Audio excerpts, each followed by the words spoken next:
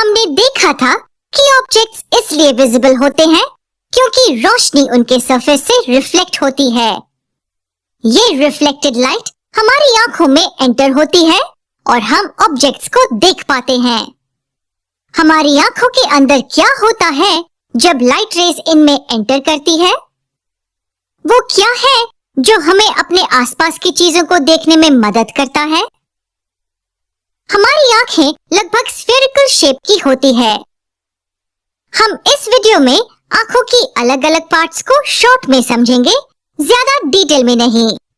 चलिए शुरू करते हैं। आंखों के बाहर के लेयर को कॉर्निया बोलते हैं। ये व्हाइट कलर का और ट्रांसपेरेंट होता है। ट्रांसपेरेंट? जी, इसका मतलब है कि वो लाइट को इससे आर पार होने देता है। ये आंखों के लिए मजबूत दीवार की तरह काम करता है। इसका क्या काम होता है? ये आंखों की अंदरूनी भाग को एक्सीडेंट से बचाता है और बाहरी पार्टिकल्स को भी आंखों में जाने नहीं देता। ठीक है, ये सब तो आंखों के आउटर लेयर के बारे में था। आइए अब अंदर मौजूद चीजों के बारे में बात करते हैं। कॉर्निया के पीछे एक डार्क मस्कुलर स्ट्रक्चर होता है जिसे आइरिस कहते हैं।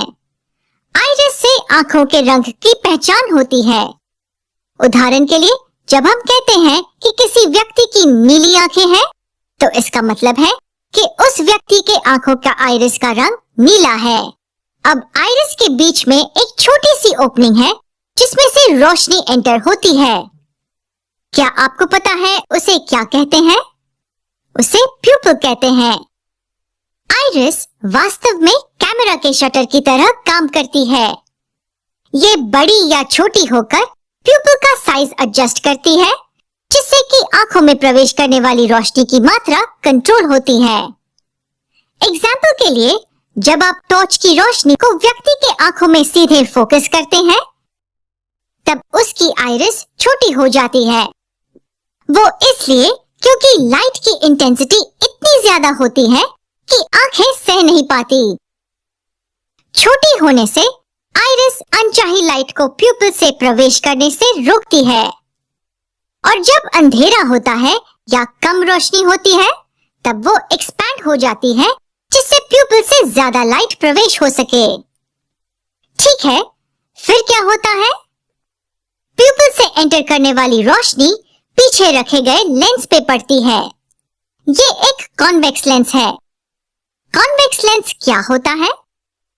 कॉन्वेक्स लेंस एक ऐसा लेंस है जो बीच में मोटा होता है एजेस के तुलना में।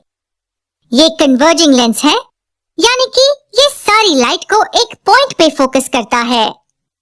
एक साधारण आंख में ये पॉइंट यही कहीं होगा, इस अंदरूनी बाउंड्री पर, जिसे रेटिना कहते हैं। मैंने एक साधारण आंख क्यों कहा?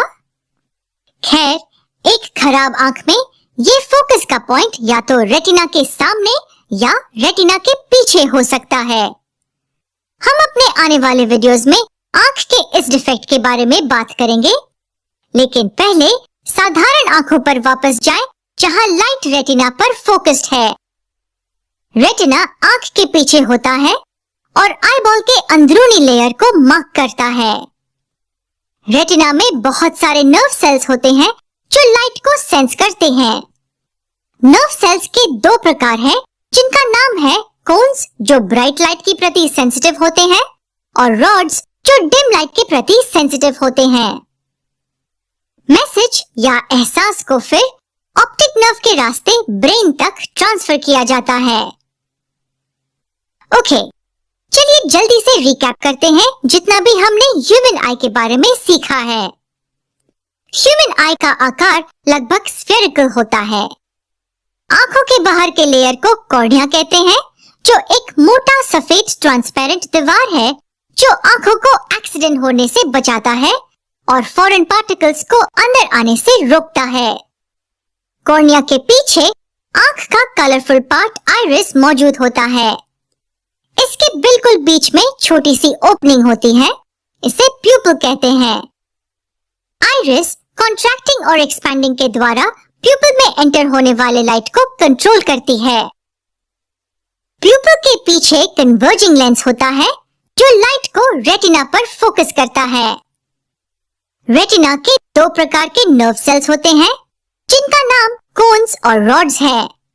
वे मैसेज को ऑप्टिक नर्व के जरिए ट्रांसफर करते हैं। ये बहुत ज्यादा जानकारी है पचाने के लिए और इसलिए हम यही रुकेंगे और अगले लेसन में आंखों के बारे में और सीखेंगे।